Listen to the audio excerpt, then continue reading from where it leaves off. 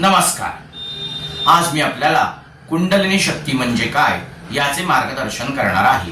कुंडलिनी शक्ती म्हणजे मानवी शरीरात मूलाधार चक्रात सापाप्रमाणे वेटोळे घालून बसलेली अत्यंत प्रभावशाली सुप्त शक्ती आहे.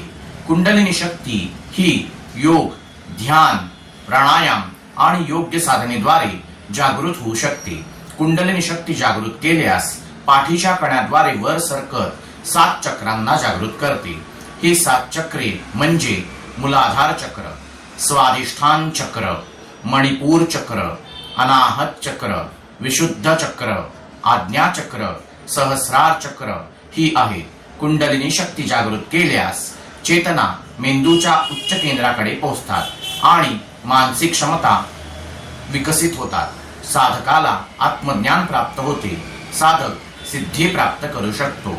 कुंडलिनी शक्ती वेगवेगळ्या प्रकारे जागृत करता येऊ शकते, जसे सापाप्रमाणे, पक्षाप्रमाणे, मुंगीप्रमाणे आणि बेडकाप्रमाणे. कुंडलिनी शक्ती जागृत केल्यास मनुष्य सिद्ध पुरुष बनू शकतो. आपल्याला जर हा व्हिडिओ आवडला असल्यास लाईक, शेअर आणि सबस्क्राईब करा.